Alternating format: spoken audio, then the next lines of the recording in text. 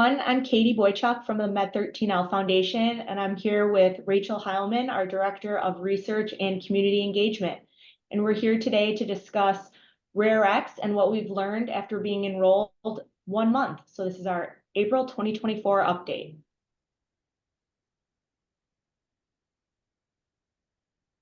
Great. Ha! Thanks, Katie. I just wanted to do the next couple of slides, just a quick overview of some of the data that we have access to that RareX supplies directly to us. And remember, it's all de-identified. And we're so thankful that the community has really stepped up and has contributed so much information thus far. This actually is a graph that I pulled this morning from our RareX data platform that shows a breakdown of the age of individuals with MED13L who are enrolled in RareX. Katie, do you want to comment on this, or should we just move to the survey slide? Yeah, I thought the age breakdown, it's always interesting. Our biggest group that enrolled is between 5 and 9. And we, the next breakdown is 10 to 14. We had 7 people enrolled, and then we didn't have anyone from the 15 to 18 year. And then we have 1 from the 19 to 24. It's really cool to see the information broken down like this, because I really think we can learn a lot from each age group. And what does MED13L look like at the various ages? Yep, I would just add, it would be very helpful if we have individuals who are out there, especially in the older age range or that late teenage years. If you could enroll and take surveys, it'll really help us, better understand the spectrum of MED13L and, how it has begun for each of you, and, how your journey has changed over those years. It can provide a lot of information for us.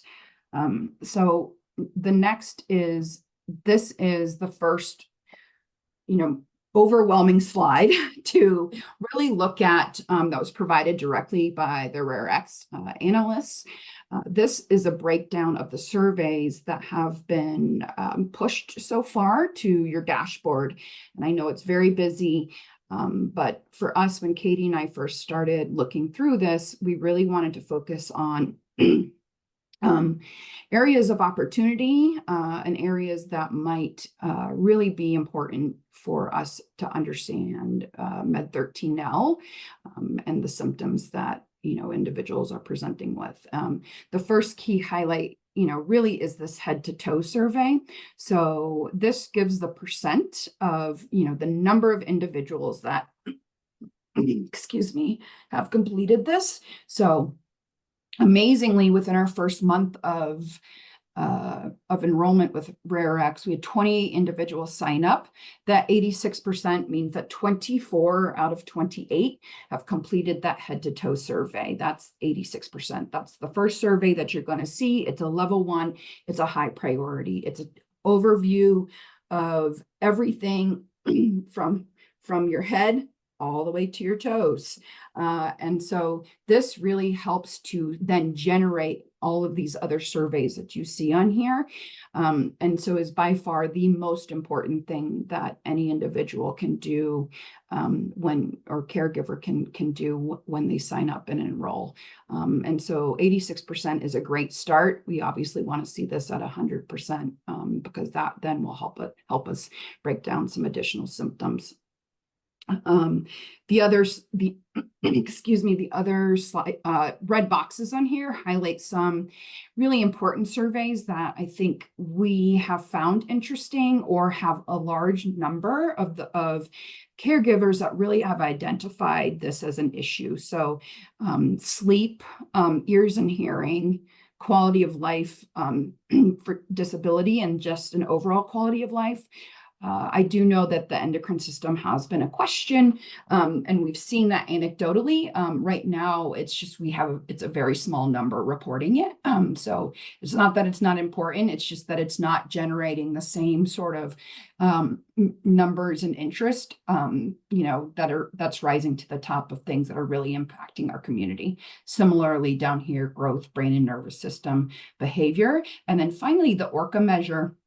So this is likely a survey that has been generated after you've already signed in, completed a couple of surveys, but the ORCA measure is a survey on communication. And so we know from Simon's data, we know from being out in the community that this is a huge issue, and we want to make sure that we can appropriately capture, right, how kids are communicating and what their capabilities are across the spectrum. And right now, you can also see that that's been a relatively low number of families that have been able to tackle that. And I'd love to get Katie's perspective on what it's been like to walk through this as a caregiver, and time and energy and effort, to help kind of frame this for the rest of the community. Yeah, well, and speaking about the ORCA test, I think a lot of us are probably familiar with the dreaded Vineland test that we've, probably had to fill out again and again and again. And, it also, like, it hurts your heart every time you fill out that test too, because it just really shines a spotlight on, things that your child's challenges. And I would say the ORCA test is, it's a softer journey than that Vineland test. So I would definitely go to the ORCA test. I think it's also interesting, what you mentioned, how the endocrine is not really jumping out. And I wonder if that just speaks to the age range that we have captured. So, it's interesting, the age of the people enrolling can really skew our data a little bit. So that's why it is so important that we can capture our community. But other things I would just say is, I broke out the tests over the course of several days. And I think if you go in the family group, people did mention, like, it's hard to fill out these tests. It is emotionally draining, and that is not lost on us. And I appreciate it so much. Both of us do. And we know what it's like to fill these out. So I really appreciate it. That's why I do recommend, and do something special for yourself, because these are really challenging, and space them out. I will say the estimates, it might be, I have a 3-year-old, it might be due to the age of my child, but I found them to be often overestimated. So I was able to get through it a lot faster than anticipated. But yeah, we really appreciate you guys doing this.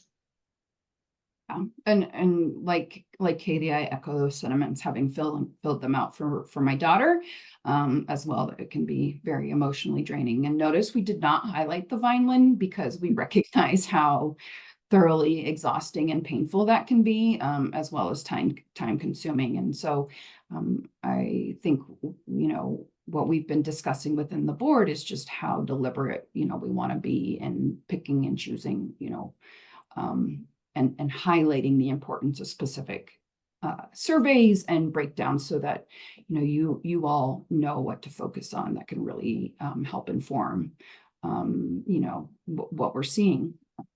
And then, Rachel, it's my understanding, if you fill out the Vineland here, you can take that Vineland yep, to your IEP, you own it.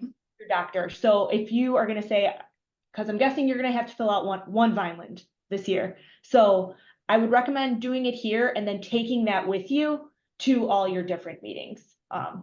Yep, that is a very good point. All of this data is your data, and you can download it. It actually gives you an option to email the surveys to yourself, or the Vineland actually materializes or shows up in that little folder on the left-hand side in the same spot where you will upload your genetic report. And so it's just a PDF, and so it's yours, and you can bring it everywhere. And hopefully that will help prevent you from having to do it. But yeah, that is a tough one. But this is to help soften the blow of having to do it multiple times throughout the year.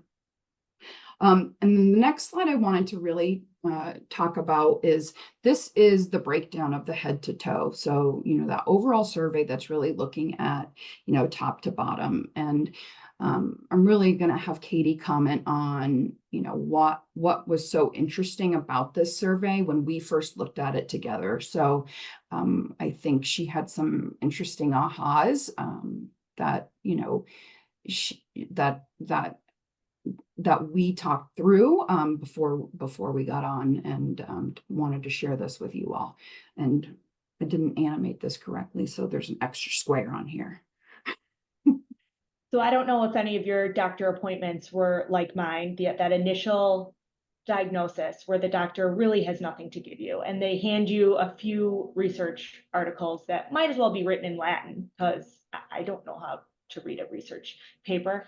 I didn't at that time. So I just remember just muscling my way, just trying to pull out the information.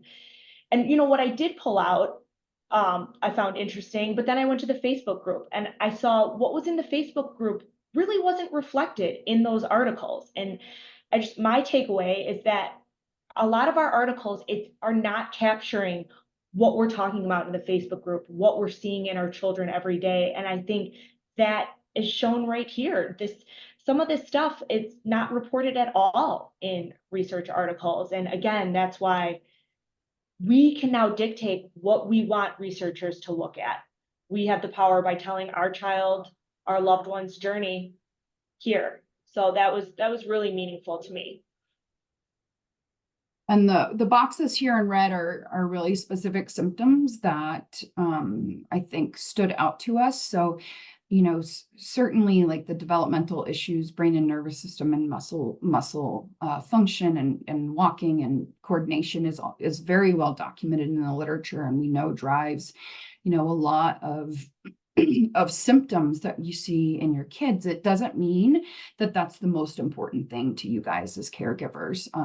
One thing that we really found interesting is this behavior or psychiatric component. And again, if we go back up to this slide above, you actually will see that this behavior only has 6 of 18 individuals that have completed it. So this is a really important survey that will really help us figure out, what is occurring and what's happening and in our kids, and what are specific symptoms that are being identified as driving different behaviors, in your children.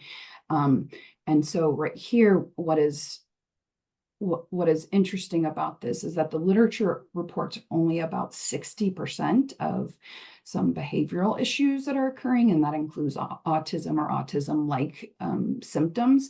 This right here with yes or unsure is almost 75% of your population. So this is really a huge driver of what's impacting your kids on a daily basis and what's impacting you guys as caregivers.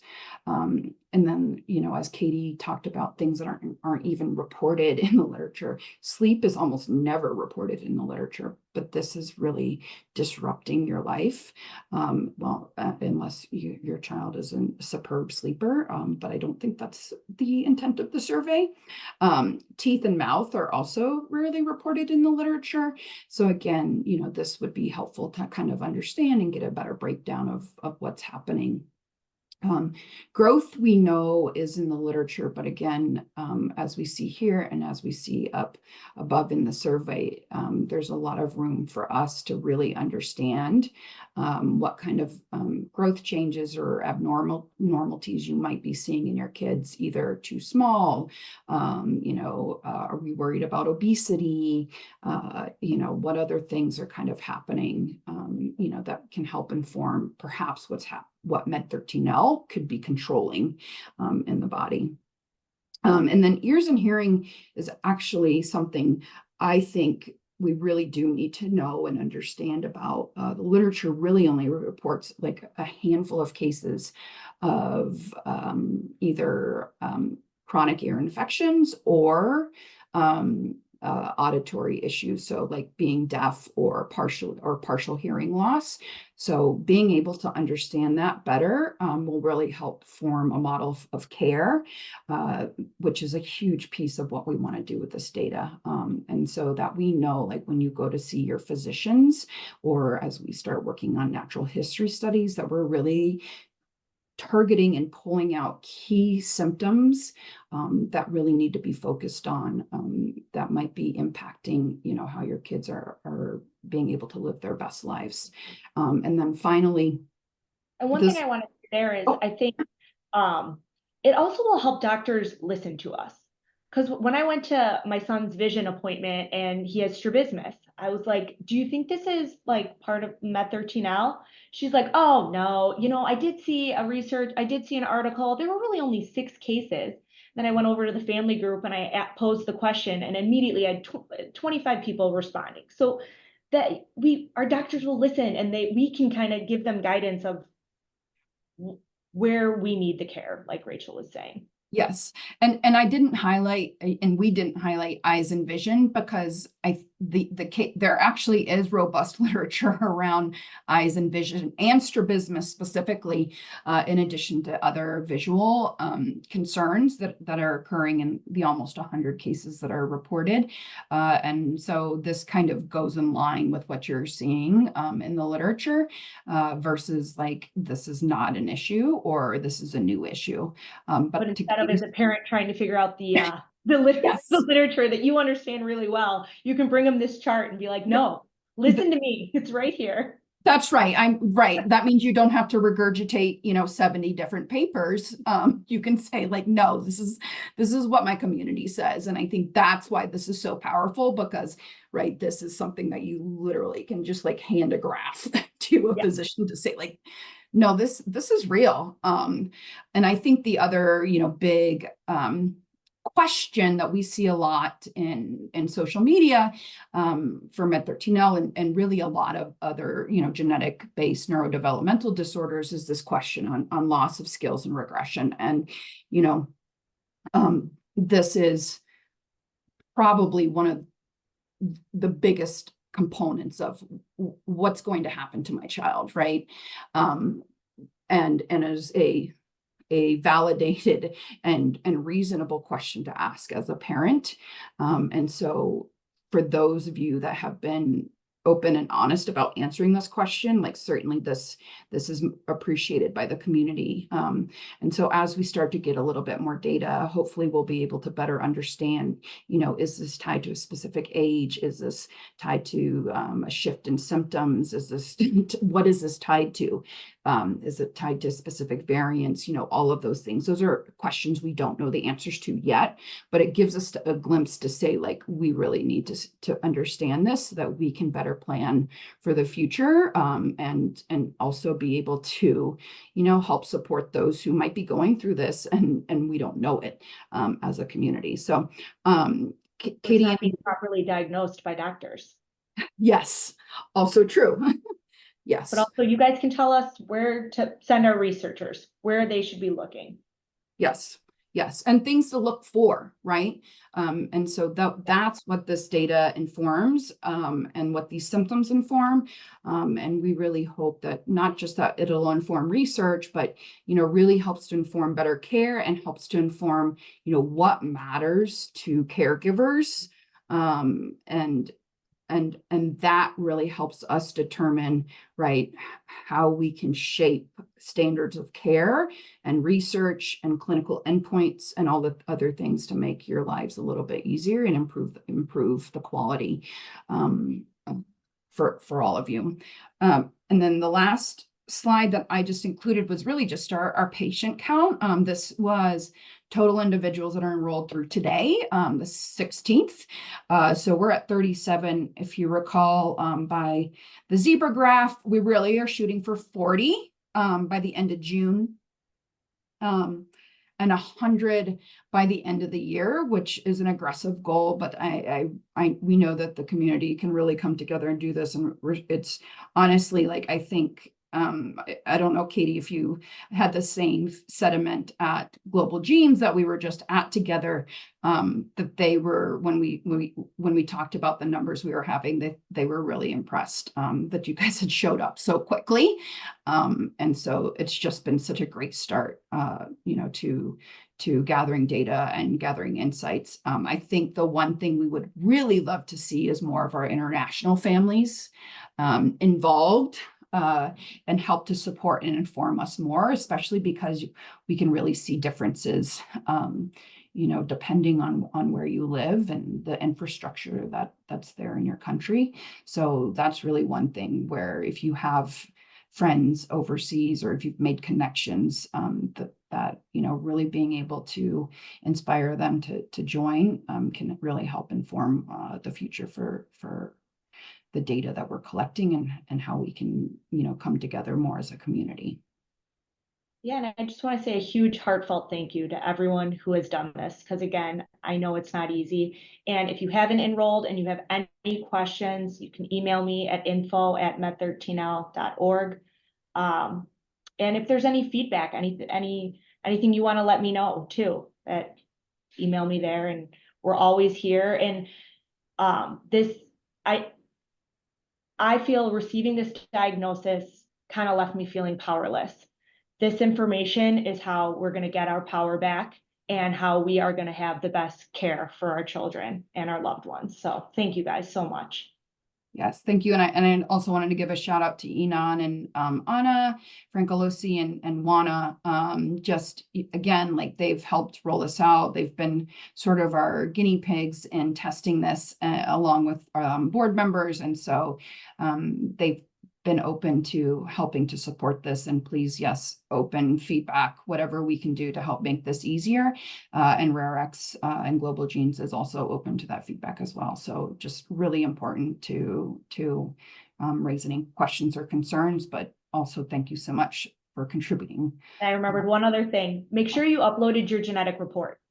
Thank you. It was not, I didn't even realize I didn't do it. And then just in a conversation with Rachel, I was like, you're right, I didn't do that. So make sure and that is really how we're going to learn a lot too, where these mutations occur and what this looks like. And we'll be able to hopefully answer some questions that you guys are asking. Yes. Yep. And it's not a very, it doesn't kind of trigger you very well to upload it, but there is a folder there on the left side where it's very easy. So maybe that'll be the next demo, is to highlight where that folder is and what to do. So hopefully you've enjoyed this video. Our goal is to continue to put out data and expand upon it. But also if you have questions, right, either email info@med13l.org, put them in the Facebook chat, like wherever you want to, and we'll be happy to answer or try to address them in the best way that we can. Thank you.